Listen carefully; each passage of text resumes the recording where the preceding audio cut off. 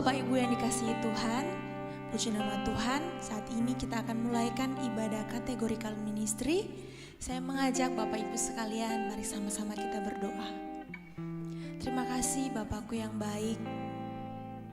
Pada hari ini Tuhan, kami mau mulaikan ibadah kategorikal ministry. Tuhan pimpin sertai ibadah kami ini. Kami menyerahkan kehidupan kami ke dalam tangan-Mu. Kami rindu Tuhan menaikkan syukur kami, sembah kami hanya kepada Engkau. Terima kasih Bapa yang baik. Dalam nama Tuhan Yesus, haleluya, amin.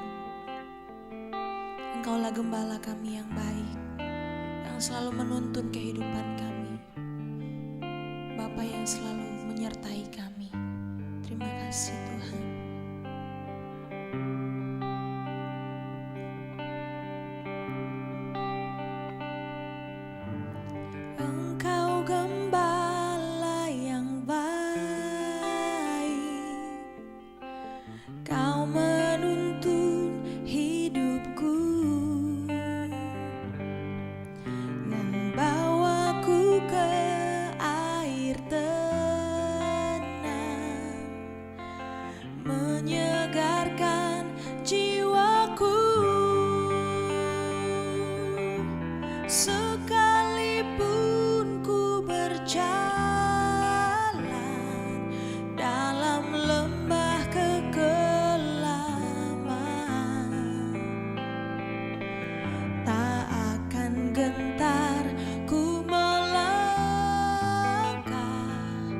Sebab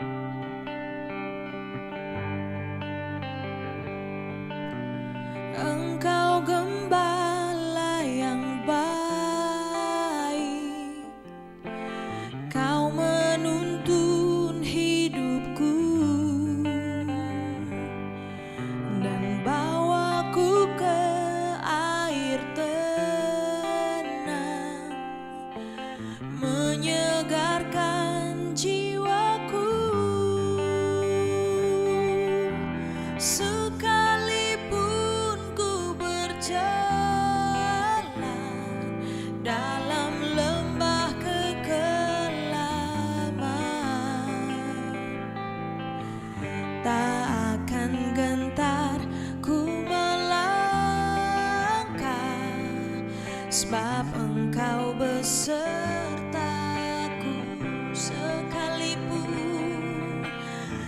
sekalipun ku berjalan dalam lembah kekelaman, tak akan gentar ku melangkah, sebab Engkau besertaku.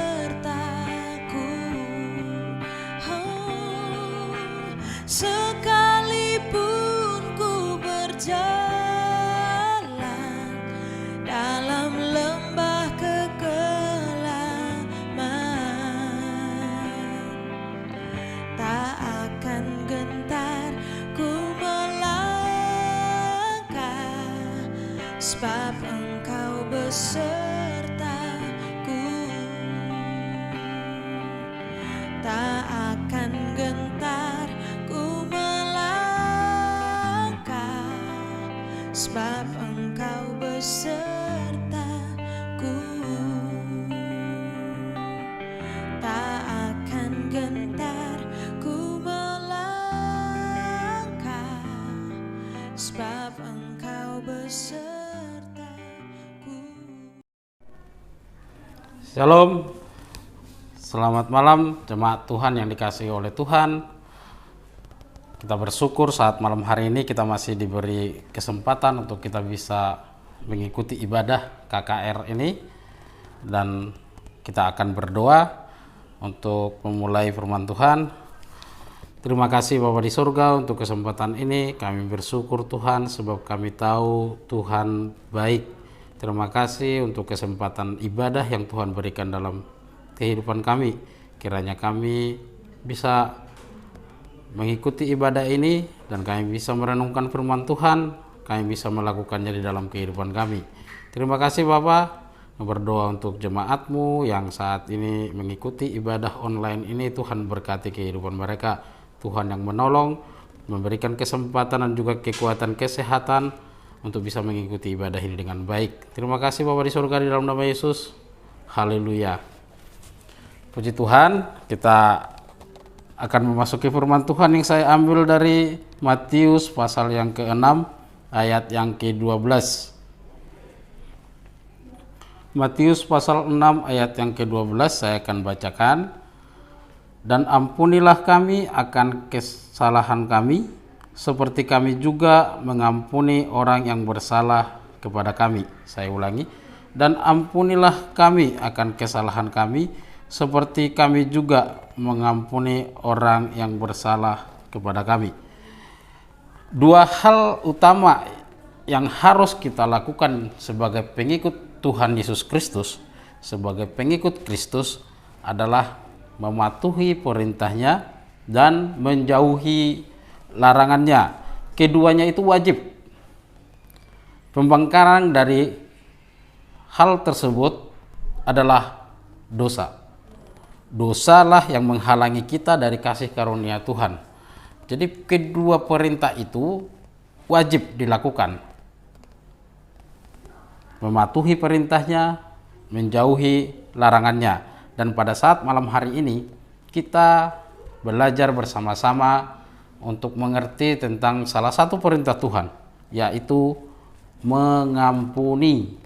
Itu perintah dari Tuhan. Tadi kalau kita baca di ayat yang ke-12, dan ampunilah kami akan kesalahan kami, seperti kami juga mengampuni orang yang bersalah kepada kami. Mengampuni itu perintah yang harus kita lakukan. Kita tidak melakukannya berarti kita berdosa, seperti apa yang saya katakan tadi. Karena dosa kita akan kehilangan banyak hal, baik di dunia ini maupun di dalam kehidupan kekal. Maka mengampuni sesuatu yang wajib. Salah satu perintah itu dikatakan kepada kita, mengampuni. Mengampuni adalah sikap hati yang rendah hati, memaafkan kesalahan orang lain, dan menganggap hal itu tidak pernah ada. Mengampuni itu bukan melupakan. Susah untuk melupakan kesalahannya orang kepada kita. Itu susah. Apalagi orang yang bersalah kepada kita hidup di sekitar kita. Jadi setiap hari bertemu dengan kita, setiap jam harus berkomunikasi dengan kita, setiap hari kita harus melihat dia. Itu susah. Kita akan kembali teringat orang ini salah, orang ini salah. Itu akan kembali teringat. Jadi susah untuk melupakannya. Tetapi mengampuni adalah sikap rendah hati. Jadi kita harus berusaha untuk menganggap orang tersebut tidak pernah melakukan kesalahan. Jadi kita harus menganggap orang yang ada di sekitar kita tidak pernah melakukan kesalahan, walaupun potensi dia melakukan kesalahan kembali itu sangat besar. Jadi kalau kita berpikir, siapakah orang yang melakukan kesalahan kepada saya? Siapakah orang yang mungkin membuat saya sakit hati? Siapakah orang yang akan memperlakukan saya dengan tidak benar? Siapakah yang akan memfitnah saya? Jawabannya adalah orang-orang itu orang-orang yang ada di sekitar kita. Bisa jadi itu istri, bisa jadi itu anak, bisa jadi itu tetangga, teman satu gereja, teman satu kantor. Dan orang-orang ini akan selalu berada di sekitar kita setiap hari. Kalau dia orang kantor, begitu kita masuk kantor, kita akan ketemu dia. Kalau itu orang gereja, setiap hari Minggu, setiap pelayanan kita akan ketemu dia. Dan kita akan tetap berpikir, orang ini berbuat kesalahan kepada saya. Dan kalau itu istri atau itu suami, setiap hari kita akan bersama-sama dengan dia. susah untuk melupakan kesalahan itu karena setiap hari orang itu akan berada di sekitar kita dan potensinya dia berbuat kesalahan yang sama sangat besar. Potensi dia menyakiti kita kembali sangat besar.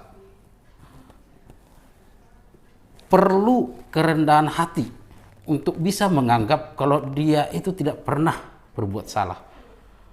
Perlu kerendahan hati yang dalam bagi kita untuk menganggap orang yang melakukan kesalahan itu adalah orang baik-baik. Itu perlu kerendahan hati. Memaafkan kesalahan orang membutuhkan kerendahan hati.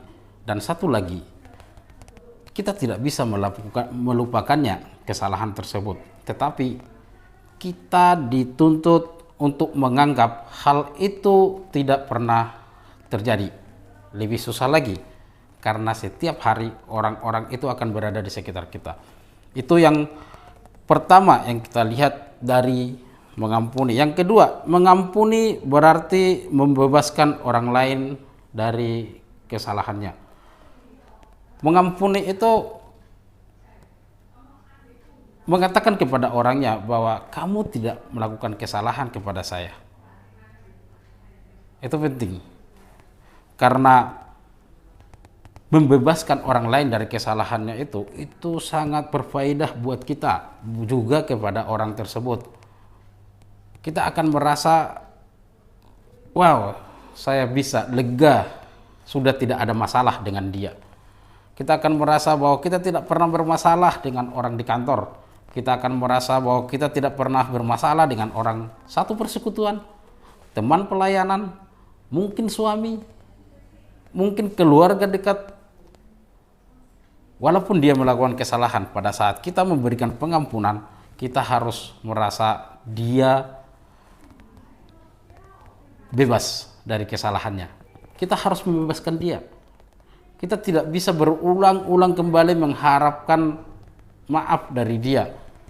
Mengharapkannya saja kita tidak bisa, apalagi memaksa dia untuk meminta maaf kepada kita.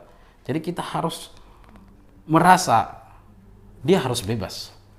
Sama, kalau dia bebas maka kita juga bebas dari kasus tersebut. Itu yang kedua, mengampuni berarti membebaskan orang lain dari kesalahannya. Yang ketiga, mengampuni melupakan kesalahan orang tersebut dan menggantinya dengan ucapan syukur dan menganggapnya sebagai bagian dari rencana Tuhan dan mengalaminya dalam perjalanan bersama dengan Tuhan. Yang pertama tadi saya katakan bahwa susah untuk melupakan sebuah kesalahannya orang, karena orang yang melakukan kesalahan itu adalah orang-orang yang ada di sekitar kita, yang berpotensi untuk kembali melakukan kesalahan tersebut juga orang-orang yang ada di sekitar kita. Tetapi yang ketiga ini perlu suatu hati yang sangat besar, kebesaran hati dan kerendahan hati untuk bisa melupakan kalau ada orang yang bersalah kepada kita. Dan itu dimungkinkan kalau kita menggantinya dengan ucapan syukur kepada Tuhan. Menganggap bahwa semua itu adalah rencana Tuhan, menganggap kalau itu adalah bagian dari perjalanan kita bersama-sama dengan Tuhan.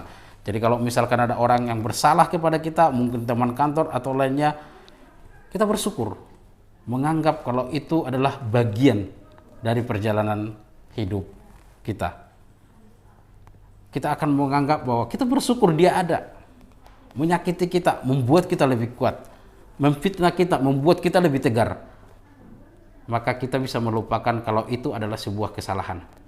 Tapi kita menganggap kalau itu caranya Tuhan. Caranya Tuhan membuat kita lebih kuat. Caranya Tuhan membuat kita lebih dekat kepada Tuhan.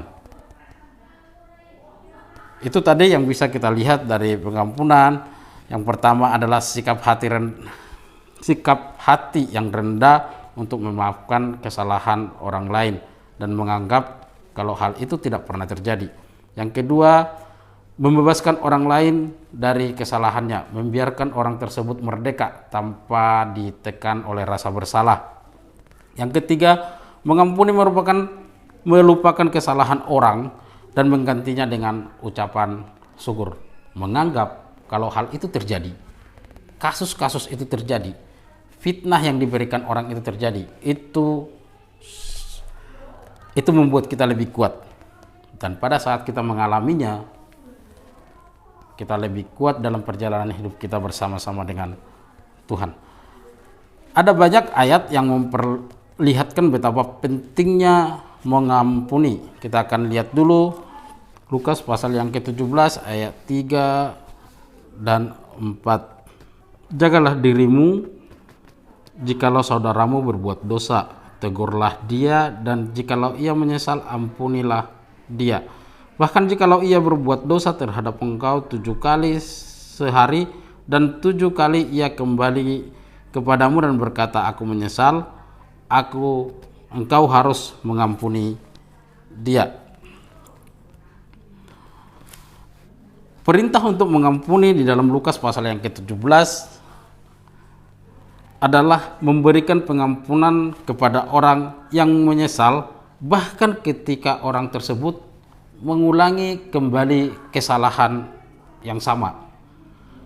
Seperti saya katakan tadi, bahwa orang yang bersalah kepada kita atau orang yang berpotensi bersalah kepada kita itu adalah orang-orang yang ada di sekitar kita.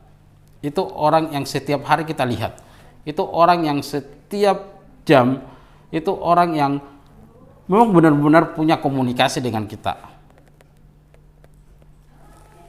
Dan Lukas mengatakan bahwa mengampuni saudara yang menyesal, bahkan ketika orang tersebut mengulanginya dan mengulanginya.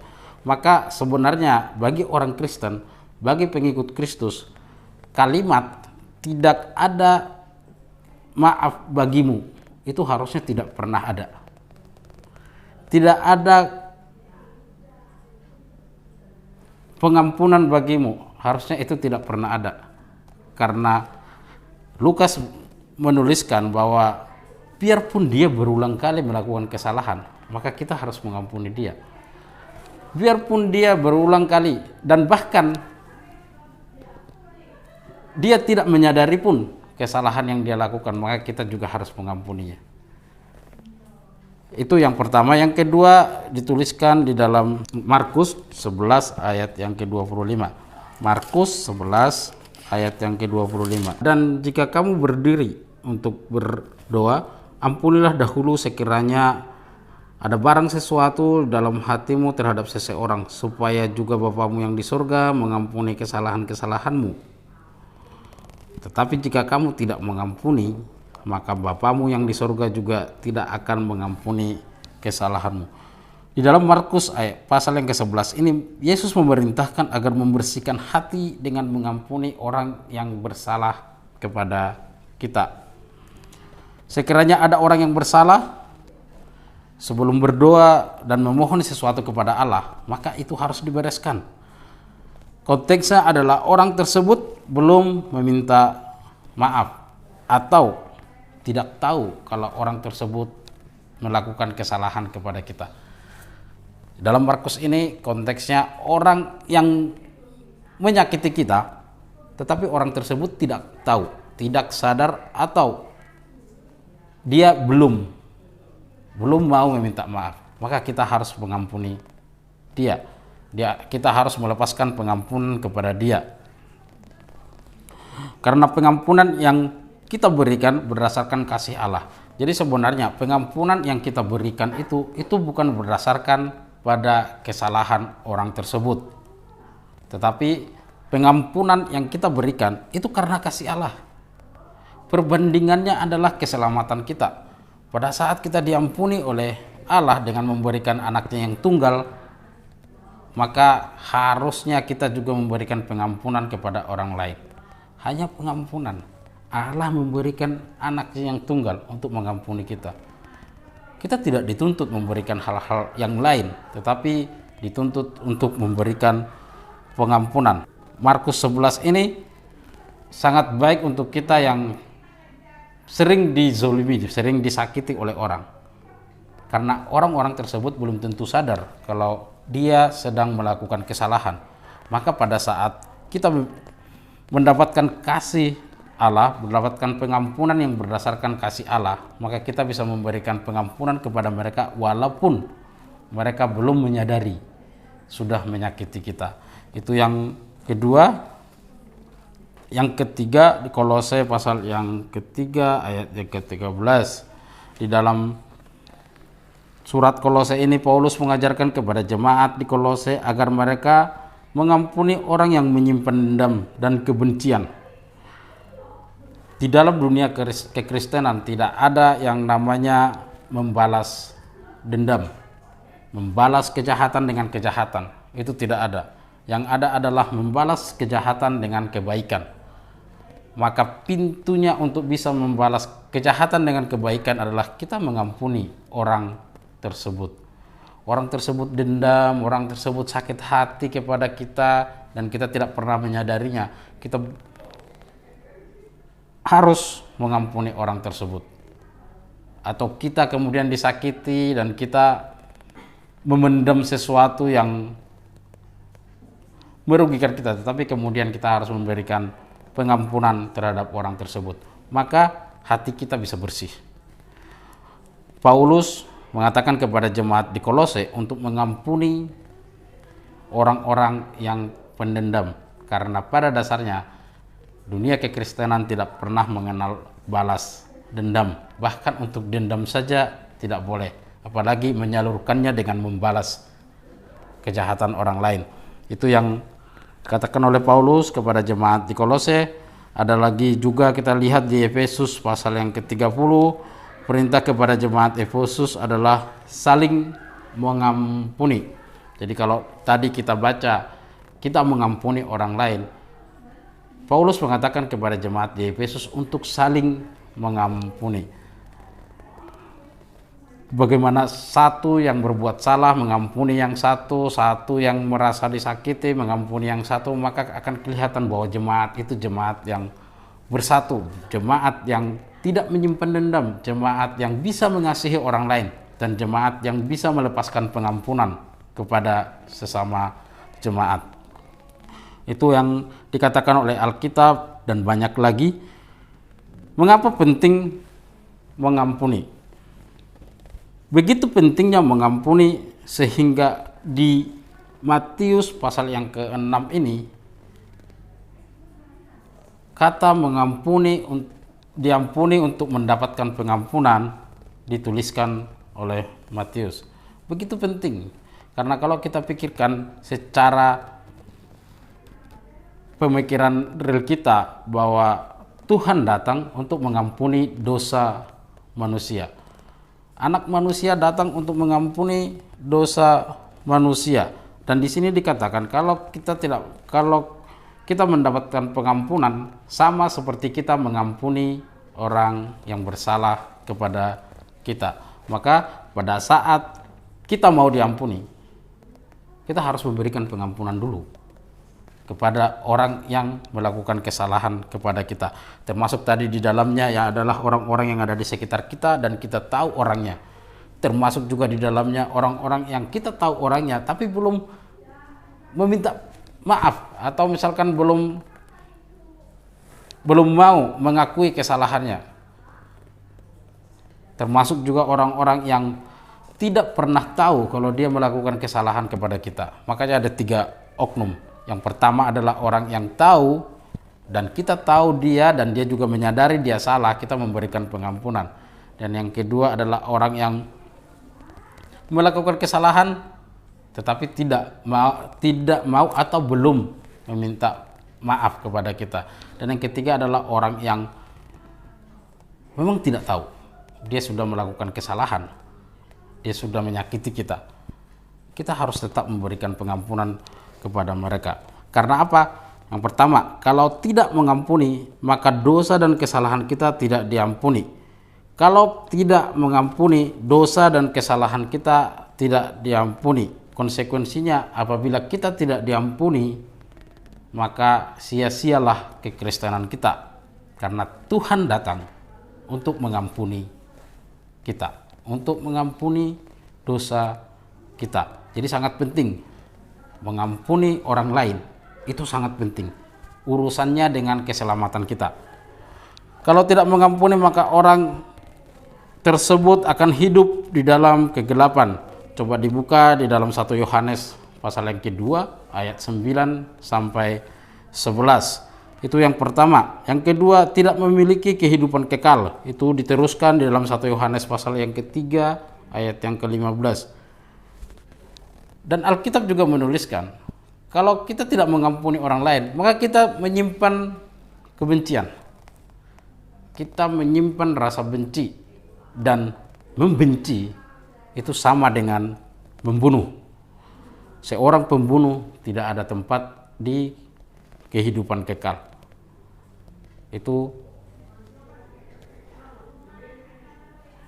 makanya Alkitab menuliskan bahwa mengampuni itu sangat penting. Itu pentingnya pengampunan. Tadi yang pertama adalah kalau tidak mengampuni, maka dosa kita dan kesalahan kita tidak diampuni. Yang kedua, kita tidak memiliki kehidupan yang kekal. Tuliskan di dalam Yohanes 1 ayat 3 sampai yang ke-15. Yang seterusnya adalah doa kita terhalang. Yang membuat doa kita tidak didengar adalah dosa. Kita orang yang tidak melakukan perintah Tuhan, maka kita berdosa. Dan di dalam 1 Samuel 16 ayat ke-19 itu berdampak pada jiwa dan kelakuan kita. Jadi kalau yang tadi itu berhubungan dengan keselamatan kita, bagaimana kalau kita tidak mengampuni, kita tidak mendapatkan kehidupan yang kekal. Kalau kita tidak mengampuni, maka dosa-dosa kita tidak diampuni, dan seterusnya. Ini yang terakhir adalah berdampak pada kehidupan jiwa dan kelakuan kita. Selama kita masih ada di dunia ini, kemudian akan terlihat orang-orang yang mempunyai dendam di hati, yang mempunyai kebencian, yang tidak bisa mengampuni orang lain. Itu akan terlihat dari kelakuannya. Itu akan terlihat dari bagaimana dia berkomunikasi dengan orang lain. Itu akan terlihat bagaimana dia melihat orang yang melakukan kesalahan tersebut kepada dia. Maka akan sangat kelihatan sekali di dalam kehidupan kita sekarang ini. Bagaimana orang-orang yang tidak bisa memberikan pengampunan, tidak bisa luwes hidupnya. Dia akan selalu terbeban dengan masalah itu dan masalah itu lagi. Kalau masih belum memberikan pengampunan. Itu termasuk orang-orang tersebut harus melihat kalau apa yang dilakukan orang tersebut adalah rasa syukur kepada Tuhan. Bahwa kita bertemu dengan satu orang dan kemudian kita mendapatkan ujian dan iman kita semakin kuat. Itu yang bisa kita lihat dari betapa pentingnya pengampunan. Jadi tadi ada, kalau kita tidak mengampuni, dosa dan kesalahan kita tidak diampuni, itu yang pertama. Yang kedua, tidak memiliki kehidupan yang kekal. Dan yang ketiga, doa yang terhalang. Yang keempat tadi berhubungan dengan hidup kita sekarang ini. Betapa bahayanya Bapak Ibu Saudara yang dikasihi oleh Tuhan kalau kita tidak bisa mengampuni. Betapa sia-sianya hidup kita kalau kita tidak bisa mengampuni. Sebenarnya mengampuni bukan hanya kepada orang lain. Mengampuni juga kepada diri kita sendiri. Kita mulai dari diri kita. Mengampuni dimulai dari diri kita. Pada saat kita sudah bisa mengampuni diri kita, maka hal-hal yang lain akan gampang. Karena kalau kita sudah bisa mengampuni diri kita, berarti kita sudah bisa menerima diri kita apa adanya. Pada saat orang lain memfitnah kita, pada saat orang lain menghina kita dengan keberadaan kita, kita sudah bisa mengucap rasa syukur. Kita menerima diri kita apa adanya. Memang seperti inilah ciptaan Tuhan. Dan Tuhanlah yang menjaga ciptaannya. Itu yang pertama yang harus kita lakukan. Bagaimana kita bisa melampaui proses untuk bisa mengampuni orang lain. Itu yang pertama. Kita selesaikan dulu masalah kita pribadi. Bagaimana kita bisa menerima keberadaan kita. Banyak orang di luar sana, mereka melakukan hal ini untuk menutupi apa yang ada di dalam kekurangan mereka, yang menjadi kekurangan mereka. Banyak orang yang hidup sombong karena memang dia tidak punya apa-apa. Banyak orang yang merasa kuat, tapi karena memang dia sangat lemah. Banyak orang yang merasa pintar karena sebenarnya dia tidak sepintar itu. Jadi banyak orang yang melakukan hal di luar kemampuannya dia untuk menutupi kekurangannya dia. Tidak berusaha untuk menerima bahwa dia mempunyai banyak kekurangan. Tidak berusaha untuk menerima kalau dia memang masih kurang pintar, sehingga dia tidak pernah belajar juga. Banyak orang juga yang tidak menunjukkan kalau dia memang tidak sebegitu kuat, sehingga dia tidak pernah berlatih untuk kuat. Banyak orang yang tidak menerima kalau dirinya mungkin secara ekonomi kurang kalau dibandingkan sama orang lain, sehingga dia akan berusaha menunjukkan apa yang dia punya, padahal orang lain sudah mempunyai itu dari dulu. Dan mungkin bagi orang lain hal yang dia punya itu hanyalah bagian-bagian kecil dari yang dia miliki. Jadi menerima diri itu awal bagaimana kita bisa mengampuni diri kita, dan kalau kita sudah mengampuni diri kita, itu awal bagaimana kita mengampuni orang lain. Bagaimana kita bersyukur dengan diri kita, itu awal bagaimana kita bisa bersyukur kalau orang lain melakukan kesalahan kepada kita. Itu yang kita lihat langkah yang harus kita lakukan untuk kita bisa mengampuni kesalahan orang lain. Ada banyak yang tidak bisa menerima dengan keadaannya sendiri.